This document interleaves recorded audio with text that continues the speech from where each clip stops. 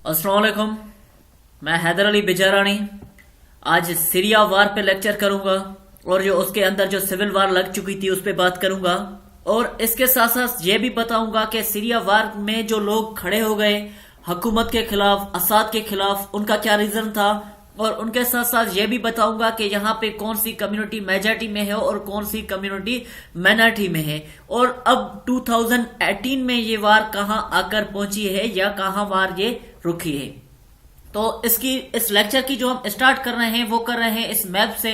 ये रहा सीरिया का मैप और जो इसके नेबरिंग कंट्री है, यहाँ पे उसके ईस्ट में इराक, यहाँ पे जॉर्डन, वेस्ट में लबनान और यहाँ पे इसमें नॉर्थ में यहाँ पे तुर्की है। तो ये रही सीरिया की मैप।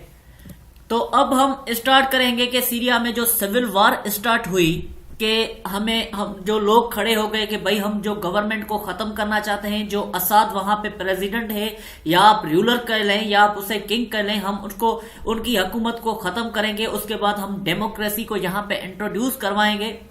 तो उनके रीजंस क्या थे, कैसे स्टार्ट हुई, तो इसको मैंने एक हिस्टोरिकल टच दिया है जिससे लेक्चर की एक कनेक्टिविटी बेस्ट रहे। यहाँ पे क्या हुआ कि Arab spring started in 2010 when Mohamed Bouazizi set himself on the fire on 17 December 2010।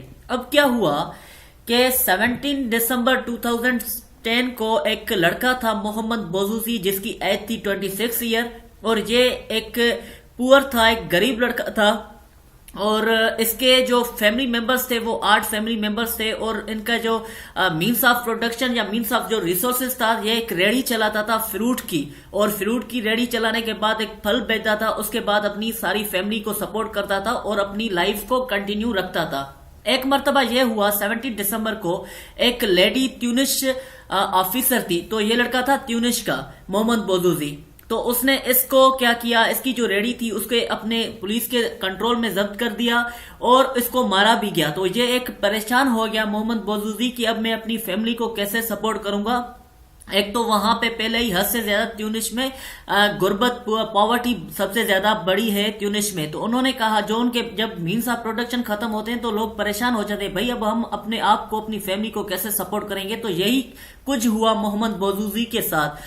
तो मोहम्मद बोजूजी पुलिस स्टेशन कहा गया कि भाई मेरी मदद करो, मुझे सामान वापस कर दो। जब उन्हें सामान नहीं मिला, जो वो फ्रूट की जो रेडी थी और जो फ्रूट था वो नहीं मिला, तो इसने क्या किया, उस ही दिन आधे घंटे के अंदर उसने खुदकशी कर दी, आग लगा दी खुद को उस वहां पे, उसी जगह पे जहां पे वो फ्रूट बेचा करता था। तो फिर इसका ऐसा असर हुआ कि मिडिल ईस्ट में लोग खड़े हो गए, नॉर्थ अफ्रीका में लोग खड़े हो गए सारे के भाई अब बहुत हमने जो बर्दाश्त करना था, बियर करना था, हमने कर दिया। अब जो भी हुकूमतें हैं वो चली जाए यहाँ से, यहाँ पे डेमोक्रेसी इंट्रोड्यूस है और जो जो रूलर, जो जो किंग 40-40 सालों से यहाँ पे रूल कर रहे हैं वो खत्म हो जाए, हम उन्हें नहीं छोड़ेंगे यहाँ अपनी एरियाज में। तो यही हुआ कि ट्यूनिश प्रेसिडेंट जो वहां का था बेन अली, उसने भी रिजाइन दे दी और वो कब से था, 1987 से वो वहां पे रूल कर रहा था। तो इस मोहम्मद बोजूजी के इश्यू के बाद इसमें 2011 में उसने रिजाइन कर दी मोहम्मद बोजूजी के इश्यू के बाद। और कजाफी, लिबिया में भी यही हुआ, ये आग जाकर लिबिया पहुंची और लिबिया में भी कजाफी को कत्ल कर दिया और इसने लिबिया में रूल किया था 40 ईयर्स तक। तो अब इसने 42 ईयर्स तक इसने रूल किया, फिर उन लोगों ने इसे भी कत्ल कर दिया और ये आग जाकर पहुंची इजिप्ट में। हुस्नी मुबारक को भी उन लोगों ने हुस्नी मुबारक की गवर्नमेंट को भी डिसॉल्व किया। तो हुस्नी मुबारक कब से रूल कर रहा था, ये कर रहा था 1981 से, तो उसको भी 2011 में इस इश्यू के बाद उसकी गवर्नमेंट को भी उखाड़कर फेंक दिया गया। तो ये जो मैंने लिखे हैं ये 846 पीपल मारे गए इस प्रोटेस्ट में, इसकी हुकूमत को डिसॉल्व करने में या हुकूमत को गिराने में, और बहुत से लोग इंजर्ड हुए और जो प्रोटेस्टर थे उन्होंने 90 पुलिस स्टेशन को आग भी लगा दी। तो यही चीज यमन में भी हुई, उनके प्रेसिडेंट अली अब्दुल्ला साले को भी उतार दिया गया। तो अब ये जैसे मैंने जो पूरे ऊपर बताए हैं तो यही चीज आकर पहुंची सीरिया में भी। सीरिया के लोग भी यही चीज चाह रहे थे कि भाई सीरिया में जो हमारे ऊपर सीरिया के ऊपर जो राज कर रहा है असाद की जो गवर्नमेंट हुकूमत राज कर रही है, हमें भी वो गवर्नमेंट नहीं चाहिए। हम भी यही चाहते हैं कि यहाँ पर भी इनकलाब आए, लोग खड़े हो गए गवर्नमेंट के खिलाफ, असाद के खिलाफ।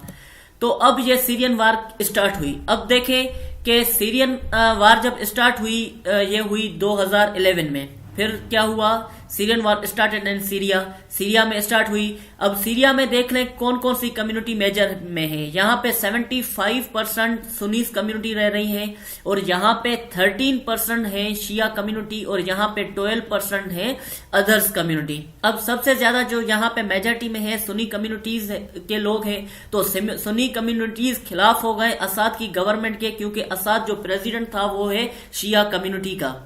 उन लोगों ने कहा कि भाई अब हम असाद की गवर्नमेंट को नहीं छोड़ेंगे, हम यही चीज जो दूसरी कंट्रीज में अरब स्प्रिंग हुआ है वही चीज हम यहाँ पे इस सीरिया में भी कराना चाहते हैं। तो protest against government and Bashar al Assad started in 2011। Uprising, Arab uprising के बाद ये प्रोटेस्ट स्टार्ट हुआ। उसके बाद क्या हुआ, Assad was from Shia community. जैसे मैंने कह दिया कि असद किससे साथ, शिया कम्युनिटी से वाबस्ता था, तो इसलिए बहुत से लोग इसके खिलाफ भी हो चुके थे। जो सुन्नी कम्युनिटी के लोग थे या जो अदर्स कम्युनिटी के लोग थे वो भी चाहते थे कि इसकी गवर्नमेंट खत्म हो जाए। In 2011 administration soldiers had fired over protesters। तो फिर क्या किया, जब हद से ज्यादा प्रोटेस्ट होने लगी तो असाद ने कहा कि भाई जो आप प्रोटेस्टर्स हैं उन्हें दबाना स्टार्ट करो। तो उन लोगों ने, कुछ आर्मी के लोग थे, कुछ सोल्जर्स थे, उन लोगों ने प्रोटेस्टर्स के ऊपर हमला कर दिया। तो यहाँ पे इतनी आग लग चुकी थी कि प्रोटेस्टर्स ने भी उन लोगों के ऊपर हमला कर दिया, उन आर्मी के लोगों पर अटैक किया। तो यहाँ पे एक अजीब बात हो गई। वो बात ये थी कि जो जब इन पे अटैक किया प्रोटेस्टर्स पे, तो उसके बाद सीरिया के अंदर एक और आर्मी बन गई, वो थी फ्री सीरियन आर्मी। अब फ्री सीरियन आर्मी में कौन बंदे थे, एक तो थे सिविलियन जो लोग थे जो प्रोटेस्ट करने वाले थे, वो भी यहाँ इस फ्री सीरियन आर्मी में उन लोगों ने आकर इसको ज्वाइन कर दिया। और उसके बाद यहाँ पे दूसरे आर्मी के बंदे थे, जो आर्मी के थे उन्होंने भी कहा, उन्होंने रिजाइन दे दी अपनी आर्मी से रिजाइन देने के बाद उन्होंने फ्री सीरियन आर्मी को ज्वाइन कर दिया असाद के खिलाफ, उसकी गवर्नमेंट हुकूमत को गिराने के लिए। तो अब ये था 2011 का। अब 2012 में ये जो सीरियन सिविल वार एक हद से ज्यादा बढ़ गई। अब क्या हुआ कि ऑल द एक्सट्रीमिस्ट एंड जिहादी ग्रुप ज्वाइंड अगेंस्ट शिया और असाद। जो भी एक्सट्रीमिस्ट ग्रुप थे और जो भी शिया कम्युनिटी के असाद जो लीडर था उनके खिलाफ एक्सट्रीमिस्ट और जिहादी ग्रुप खड़े हो गए, क्योंकि यहाँ पे सुन्नी कम्युनिटी थी 75%, तो जो असाद की कम्युनिटी थी शिया यहाँ पे थी 13%, इनके खिलाफ खड़े हो गए। और उसके साथ साथ Jabhat al Nusra branch of Al Qaeda form, तो यहाँ पे अलकायदा की एक फार्म भी, एक जमात भी, जो ऑर्गेनाइजेशन थी जिसे अल नुसरा कहा जाता था, वो भी यहाँ पर आकर 2012 में बनी। और वो भी यही कोशिश कर रही थी कि किसी भी बुनियाद पर हम इस असाद की गवर्नमेंट को खत्म कर दें, उसके बाद हम अपनी गवर्नमेंट बना लें। उसके बाद यहाँ पे कुर्द भी एक एथनिक ट्राइब के लोग हैं जो सीरियन की नॉर्थ में रहते हैं, उन्होंने भी इन चीज का फायदा ले लिया। उन्होंने देखा कि भाई अब यहाँ पे सिविल वार तो स्टार्ट हो गई है, जो सीरिया की गवर्नमेंट है, जो असाद की गवर्नमेंट है, वो इन जो सिविल वार में बिजी हो चुकी है। तो वो जहां पे रहते थे नॉर्थ में, उन लोगों ने भी खुद को वहां पे इंडिपेंडेंस, आजाद कहलाना शुरू कर दिया, या डिक्लेयर इंडिपेंडेंस। तो यहाँ पे इनकी जो पॉपुलेशन थी वो 7% to 9% थी। अब मैं कुर्दों पे एक सेपरेट भी लेक्चर करूंगा, यहाँ पे ये बात इनकी थी जो सीरिया में उन्होंने की। उसके बाद क्या हुआ, USA, UK and Saudi wanted to overthrow Assad government. अब यूएसए, यूके एंड सऊदी, ये तीनों जो ब्लॉक हैं, ये भी यही चाहते हैं कि असाद की गवर्नमेंट खत्म हो, उन्हें खत्म करना चाहते हैं। मगर Iran, Russia and Hezbollah were supporting असाद। अब ईरान सपोर्ट कर रहा है असाद को, क्यों? क्योंकि असाद भी शिया कम्युनिटी से वाबस्ता है और ईरान भी। और इसके अलावा रशिया क्यों सपोर्ट कर रहा है? रशिया सपोर्ट कर रहा है यूएसए के अगेंस्ट में, क्योंकि यूएसए सपोर्ट कर रहा है जो लोग हैं असाद की गवर्नमेंट को गिराना चाहते हैं, तो रशिया सपोर्ट कर रहा है इसके अगेंस्ट में। रशिया चाहता है कि भाई नहीं, हम किसी भी तरह से असाद की गवर्नमेंट को नहीं गिराएंगे। अब हिजबुल्लाह जो सपोर्ट कर रहा है वो ईरान की वजह से कर रहा है, और उसके साथ साथ इस वजह से भी कि ये असाद जो है शिया कम्युनिटी से वाबस्ता है। तो अब यहाँ पे देख लें कि एक जंग कंफ्यूजिंग हो गई है। तो और क्या हुआ कि Saudi, Gulf states were also supporting al Nusra. और सऊदी, कुछ सोर्सेस में मैंने देखा कि सऊदी ये भी सपोर्ट कर रहा है कि भाई किसी भी बुनियाद पे हमें असाद की गवर्नमेंट गिरानी है, तो वो अल कायदा की जो ब्रांच अल नुसरा है उसे भी सपोर्ट कर रहा है असाद के खिलाफ। तो ये एक प्रोक्सी वार स्टार्ट हो गई, पता नहीं चल रहा था कि कौन किसको सपोर्ट कर रहा है, ये कंफ्यूजिंग वार हो गई। अब आगे बढ़ते हैं। अब 2013, ये तो 2000 जो मैंने 12 की इशू थी, अब 2013 में ये जो सिविल वार थी एक इंटरनेशनलाइज हो गई, हद से ज्यादा बढ़ गई। तो उसके बाद जो CIA provided training to FSA, जो अमेरिकन की इंटेलिजेंस एजेंसी थी, उन्होंने क्या किया, जो फ्री सीरियन आर्मी के लोग थे जो असाद की गवर्नमेंट को गिराना चाहते थे, उन्हें ट्रेनिंग देना इन लोगों ने स्टार्ट की कि भाई किसी भी बुनियाद पर ये असाद की गवर्नमेंट को गिरा दें। तो यहाँ पे मुख्तलिफ ग्रुप्स हो गए, FSA जो असाद की गवर्नमेंट को गिराना चाहते हैं, अल नुसरा जो असाद की गवर्नमेंट को गिराकर खुद की गवर्नमेंट बनाना चाहते हैं, कुर्द जो असाद की गवर्नमेंट को गिराकर अपनी इंडिपेंडेंस को और बढ़ाना चाहते हैं, और असाद लास्ट में जो इन सब की बातों को मानने से इनकार कर रहा है और खुद अपनी गवर्नमेंट को चलाना चाहता है। तो ये एक ग्रुप हो गए। उसके बाद क्या हुआ कि chemical attacks by Assad government in August 2013 में इस असाद की गवर्नमेंट ने केमिकल अटैक करवाए, जो लोग उनके ऊपर जो प्रोटेस्ट कर रहे थे उन पे केमिकल अटैक करवाए। तो केमिकल अटैक करवाने के बाद जो अमेरिकन थे वो हद से ज्यादा इनसे खिलाफ हो गए, असाद की गवर्नमेंट से और इवन असाद से। फिर Obama tried to overthrow his rule. फिर ओबामा ने कहा कि भाई हम अपनी पार्लियामेंट से जाकर कहा कि इनके गवर्नमेंट, इनके रूल को हमें गिराना होगा, मगर उनके लोगों ने, पार्लियामेंट ने इस बात को सपोर्ट नहीं की। उन्होंने कहा कि भाई ये उनकी सिविल वार है, उनकी इंटरनल प्रॉब्लम है, हमें हमारी लिए, हमारे नेशनल इंटरेस्ट के लिए बेहतर होगा कि हम इन इश्यूज में नहीं पड़े।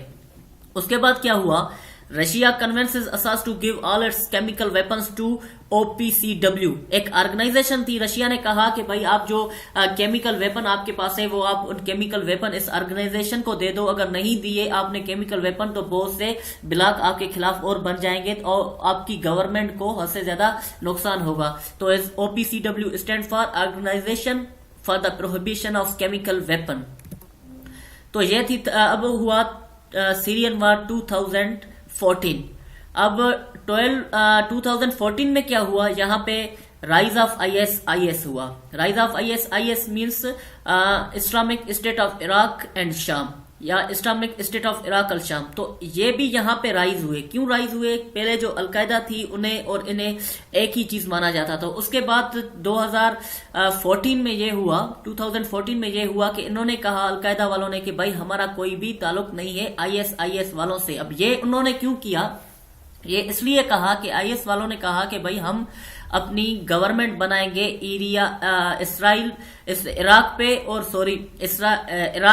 और सीरिया पे हम अपनी सेपरेट गवर्नमेंट बनाना चाहते हैं। मतलब कि इराक और उसके साथ साथ जो सीरिया पे गवर्नमेंट होगी वो सिर्फ ही हमारी होगी। तो ये बात अलकायदा वालों को पसंद नहीं आई। उन्होंने कहा कि नहीं भाई यहाँ पे तो हुकूमत सिर्फ हमारी होगी। तो इसलिए ये दोनों ग्रुप, ये दोनों आइडियोलॉजीज आपस में क्लैश कर दिया इन दोनों आइडियोलॉजीज ने, और ये एक दूसरे के खिलाफ हो गए। इन दोनों ने एक दूसरे पे अटैक भी इन दोनों ने किए और इनकी भी आपस में एक क्लैशेस हो गए सीरिया में। और फिर क्या हुआ, IS attack Raka city and gate control in Syria. Syria में उन्होंने राका सिटी पे अटैक कर दिया और उन्हें कंट्रोल किया। उसके बाद उन्होंने इराक के मोसूल और फलूजा में भी उन्होंने अटैक करके उन्हें भी कंट्रोल कर लिया। उसके बाद क्या हुआ, IS was also fighting with FSA and कुर्स।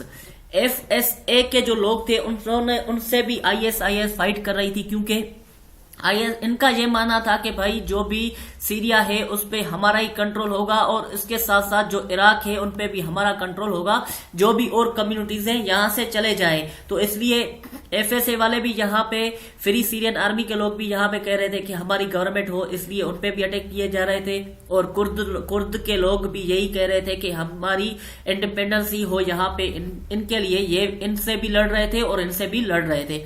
तो फिर क्या हुआ, USA led air strike against ISIS। तो USA ने यहाँ पे एयर स्ट्राइक भी किए बहुत से ISIS पे, उनपे हद से ज्यादा उन्हें नुकसान भी हुआ, उनकी कम्युनिटी या उनकी आइडियोलॉजी बहुत खत्म भी हो गई। अब क्या हुआ, सीरिया वार 2015 में देखेंगे कि आप कहां तक आंच पहुंचा। ISIS controlled Palmyra, biggest city of Syria.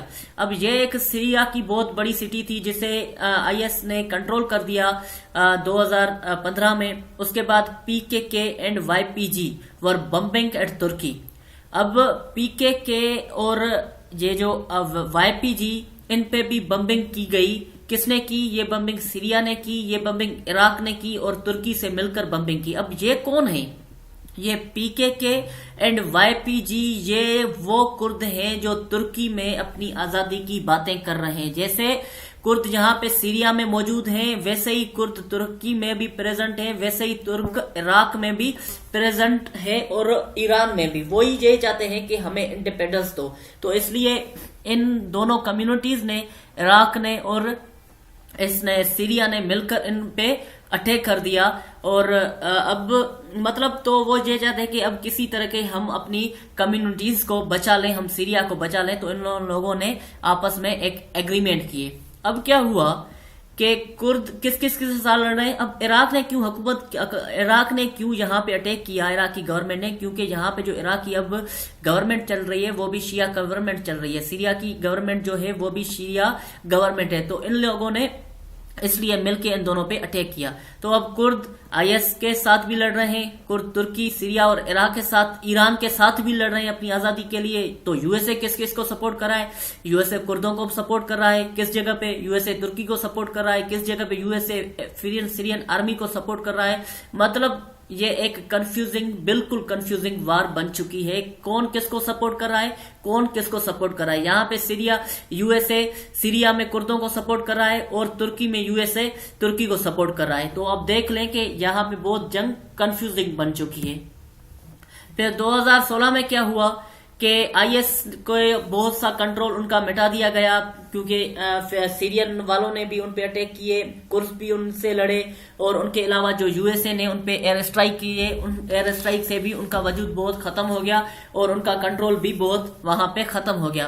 तो इस जंग में कितने लोग मारे गए, 4,07,000 पीपल किल्ड, 4,07,000 पीपल इस जंग में मारे गए और 19 लाख इस जंग में पीपल वाउंडेड हुए, जख्मी हुए। अब यहाँ पे क्या हुआ कि पीस इनिशिएटिव्स भी हुए। यूनाइटेड नेशन की सिक्योरिटी काउंसिल ने पीस इनिशिएटिव भी करवाए। एक पीस इनिशिएटिव हुआ जिनेवा 1 2012 में, मगर फेल हुआ।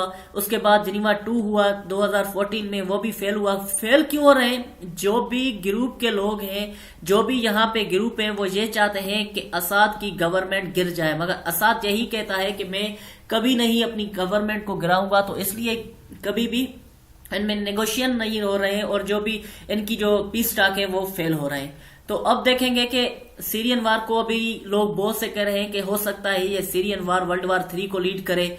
और अब 2017 में ये कंडीशन हो गई है कि ईरान भी सपोर्ट कर रहा है हिजबुल्लाह को, इसको सीरिया के जो असाद की गवर्नमेंट है उसे, हिजबुल्लाह भी जो लबनान का वो भी सपोर्ट कर रहा है असाद की गवर्नमेंट को, यूएसए सपोर्ट कर रहा है फ्री सीरियन आर्मी को, और जो सऊदी अरबिया है वो भी सपोर्ट कर रहा है इसको कि किसी तरीके से असाद की गवर्नमेंट गिर जाए।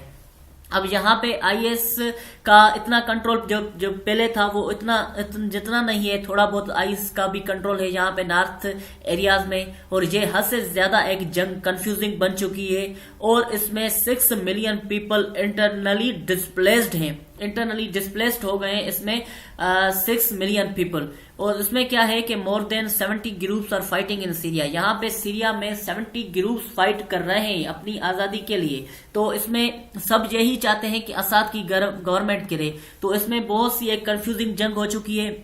और पहले यह भी हुआ था कि जब रशिया जब अटैक कर रहा था, क्योंकि रशिया यही चाहता है कि असाद की गवर्नमेंट नहीं गिरे, तो रशिया जब अटैक कर रहा था, एयर स्ट्राइक कर रहा था जो आईएस के जो एरियाज के टेरिटरी थे उस पे, तो वो रशिया के कुछ एयरप्लेन जो जाकर तुर्की की एरियाज में पहुंचे और तुर्की ने वो एयरप्लेन गिरा भी दिए। तो फिर ये कहा जाता था कि ऐसा ना हो कि अब रशिया अटैक करे तुर्की के ऊपर। तो मतलब कि एक कंफ्यूजिंग जंग हो चुकी है। 70 ग्रुप्स यहाँ पे आ चुके हैं, जो हर ग्रुप की अपनी एक आइडियोलॉजी है। तो अगर पीस टॉक करें भी अब किसके साथ, अगर एक ग्रुप हो या 2 ग्रुपों के दरमियान अगर कोई भी बैटल हो, मिसअंडरस्टैंडिंग हो, उसके दरमियान बातें की जा सकती हैं। तो 17 ग्रुप के साथ कैसे बातें की जा सकती हैं? तो इसलिए ये एक बार हद से ज्यादा कंफ्यूजिंग हो चुकी है। मैं उम्मीद करता हूं ये आपको हद से ज्यादा पसंद आया होगा।